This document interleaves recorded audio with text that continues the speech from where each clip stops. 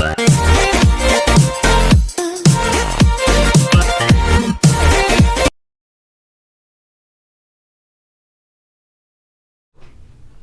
Dear student, welcome to our channel PKP. आज की class में डिस्कस करेंगे लैंगिक जनन क्या होता है और किस तरीके से इनके एक स्टेप्स यानी कि जो जनन के चरण होते हैं किस तरीके से 1 बाय 1 होते हैं। उसके बाद अगर हम टाइप्स देखेंगे लैंगिक जनन के क्या क्या प्रकार होते हैं। ठीक है, तो सबसे पहला टॉपिक आपका है लैंगिक जनन। तो लैंगिक जनन क्या होता है, जिसको हम बोलते हैं सेक्सुअल रिप्रोडक्शन, इंग्लिश में बोलते हैं सेक्सुअल रिप्रोडक्शन। ठीक है, तो इसमें आपको लिखना है, नोट्स बनानी है प्रॉपरली कि क्या होता है ये। तो सबसे पहले हम देखेंगे इसकी डिफिनीशन आपको नोट करनी है। यह जनन की जटिल प्रक्रिया है। इस क्रिया के तहत दो विपरीत लिंग जैसे प्लस व माइनस अथवा विपरीत लिंग के नर व मादा युग्मकों का संलयन होता है। ठीक है, दो विपरीत प्रकार यहाँ पर प्लस और माइनस पौधों की बात कही गई है। ठीक है, और दो विपरीत लिंग के यानी कि नर व मादा युग्मकों के संलयन होता है। इस तरह लैंगिक जनन में मुख्यतः निम्न दो प्रक्रियाएं होती हैं। तो सबसे पहले दो प्रक्रियाएं क्या समझना आपको, ये समझिए कि लैंगिक जनन क्या होता है।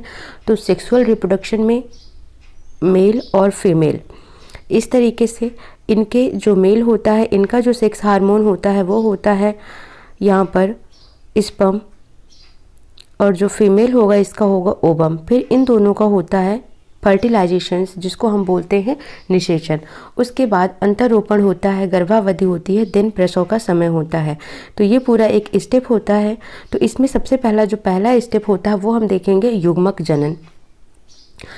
जो मेन है, अगर मुख्य क्रिया की बात की जाए तो एक है युग्मक जनन और दूसरा है निषेचन। बाकी इसके अंदर टोटल आपकी 6 प्रक्रियाएं हैं, तो 6 को भी डिस्कस कर लेंगे। बट हम सबसे पहले स्टार्ट करते हैं युग्मक जनन क्या होता है। इसमें सर्वप्रथम द्विगुणित मातृकोशिका में अर्धसूत्री विभाजन द्वारा अगुणित नर अथवा मादा युग्मक बनते हैं।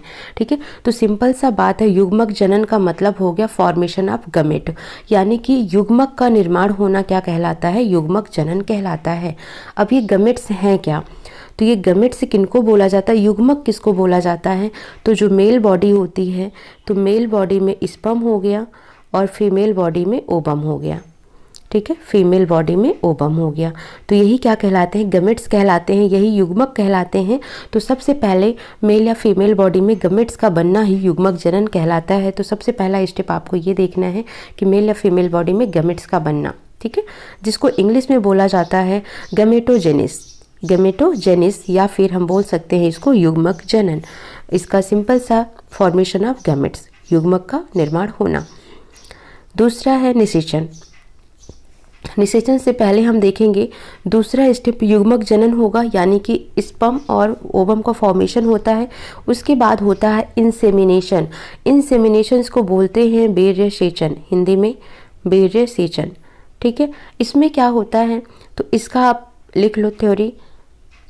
स्त्री जनन पथ में शुक्राणुओं का स्थानांतरण।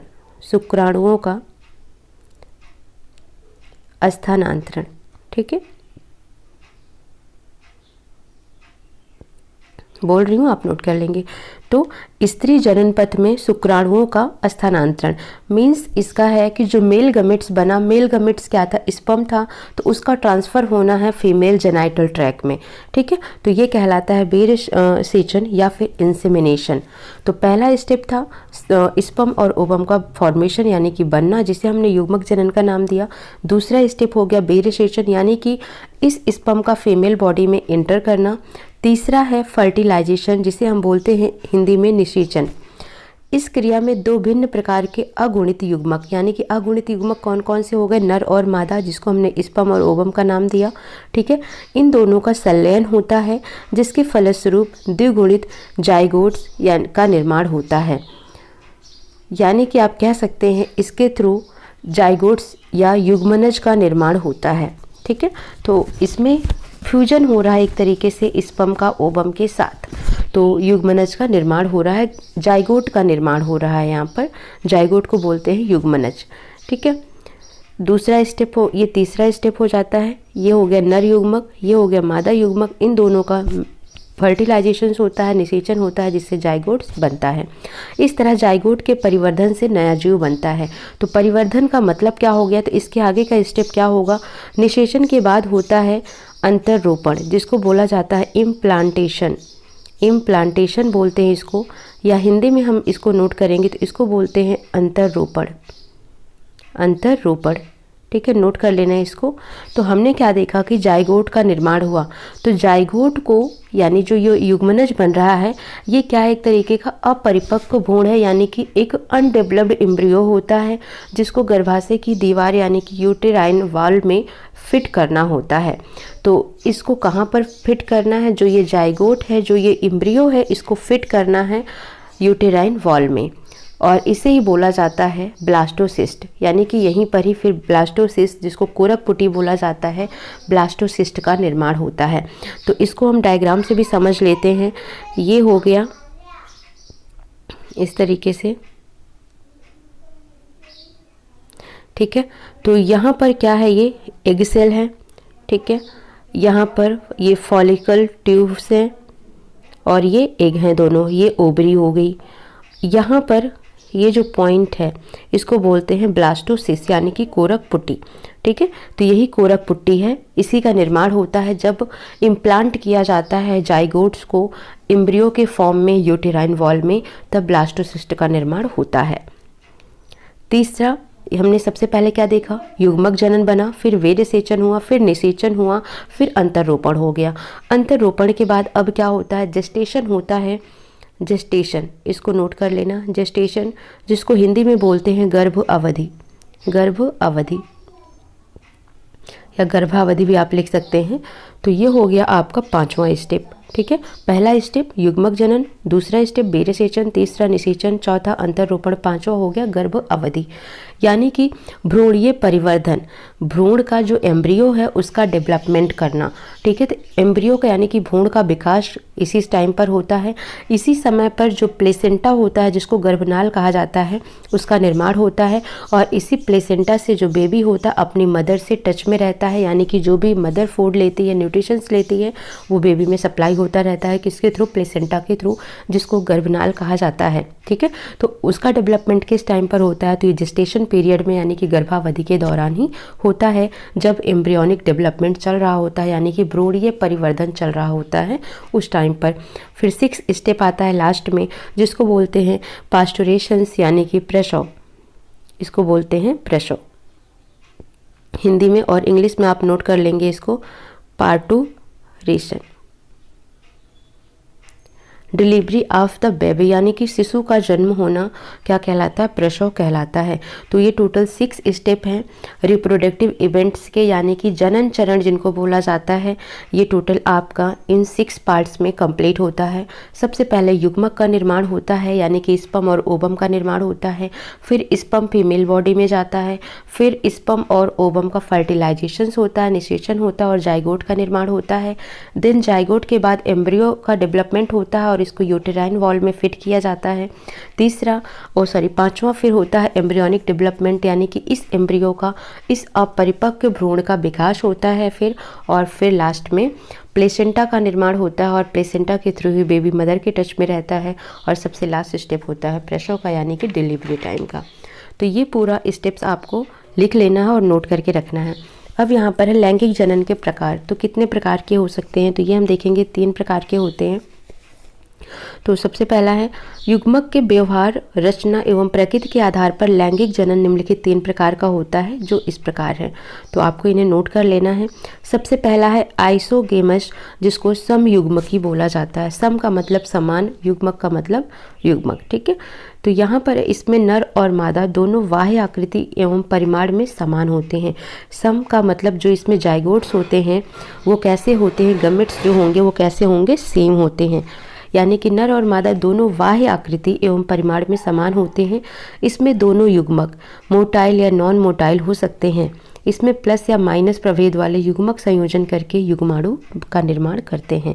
उदाहरण आपको नोट कर लेना है, यूलेथ्रिक्स, स्पाइरोगायरा आदि, ठीक है।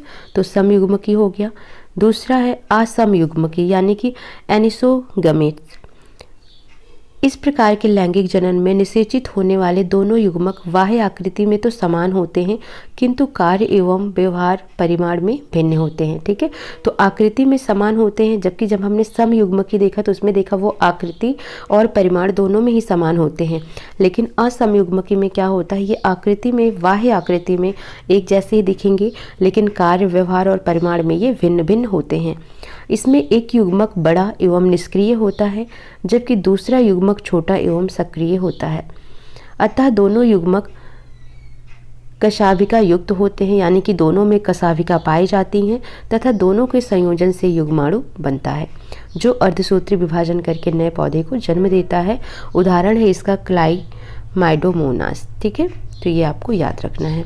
ये हो गया आपका असमयुग्मकी का डिफिनेशन और उसका एक उदाहरण। ठीक है, यानी कि यहाँ पर आपने देखा आकृति में वो समान होंगे। सबसे पहला देखा समयुग्मकी, जिसमें आकृति और परिमाण दोनों में समान होते हैं, और इस तरीके से समान होने के बाद ये आपस में दोनों युग्मक संयोजन करके युग्माणु का निर्माण करते हैं। जबकि असमयुग्मकी में हमने क्या देखा, बाह्य रूप से आकृति इनकी समान होती है, लेकिन व्यवहार, परिमाण और कार्य इनके अलग होते हैं।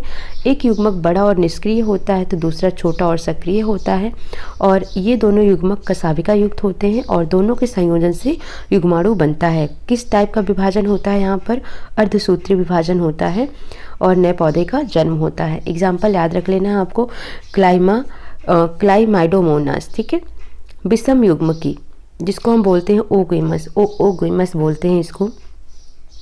जनन की इस विधि में नर युग्मक छोटा तथा कशाभिकीय होता है, यानी कि जो नर जमेट्स होता है, नर युग्मक होता है, वो छोटा होता है और उसमें कशाभिकी पाई जाती है। जबकि जो मादा युग्मक होते हैं वो बड़े होते हैं, निष्क्रिय होते हैं और अकशाभिकीय होते हैं। नर तथा मादा युग्मक के संयोजन से जाइगोट का निर्माण होता है, और यहाँ पर भी अर्धसूत्री विभाजन के बाद ही नए पौधे का जन्म होता है। तो यहाँ पर भी आपको एग्जाम्पल याद रख लेना है। एक तो ये क्लोरा हो गया, दूसरा ओडोगोनियम हो गया। ठीक है, तो ये याद रखना है आपको। तो इस तरीके से ये 3 टाइप्स के हैं आपके विषम युग्मकी, समयुग्मकी और असमयुग्मकी। 3 तरीके के आपके ये लैंगिक जनन के प्रकार हैं। ठीक है, इन्हें आपको नोट कर लेना है। अगर टाइम पीरियड की बात की जाए तो कौन सा ज़्यादा टाइम लेता है, तो लैंगिक जनन ज़्यादा टाइम लेता है, अलैंगिक जनन ज़्यादा टाइम नहीं लेता है। लैंगिक जनन में जो युग्मक, यानी कि जो एक तरीके से देखेंगे इसमें संतान उत्पन्न हो रही है वो सेम नहीं होती है, जबकि अलैंगिक में होती है। तो यही सब कुछ डिफरेंस है बेसिक, जो आप इनको लिख सकते हैं। तो इस तरीके से आपका चैप्टर 1 कंप्लीट होता है। अब हम देखेंगे चैप्टर 3, चैप्टर 2 अभी नहीं देखेंगे। ठीक है, सब इसके बाद हम देखेंगे मानव जनन, यानी कि ह्यूमन रिप्रोडक्शन, पुरुष जन तंत्र और मादा जनन तंत्र क्या होता है, इसके बारे में देखेंगे सेकेंड चैप्टर में, यानी कि वो आपका चैप्टर नंबर 3 होगा। ठीक है, चैप्टर नंबर 2 पौधों का है, पुष्पों का है, तो उसको इसके बाद आपसे डिस्कस किया जाएगा। ठीक है, तो इतनी आप नोट्स इसको रेडी कर ली। देन हम मिलते हैं 3rd चैप्टर के साथ, मानव जनन यानी कि पुरुष जनन तंत्र। ठीक है, so thank you for watching. Video अच्छी लगी हो तो इसको अपने दोस्तों तक, रिलेटिव्स तक शेयर करें। So thank you for watching.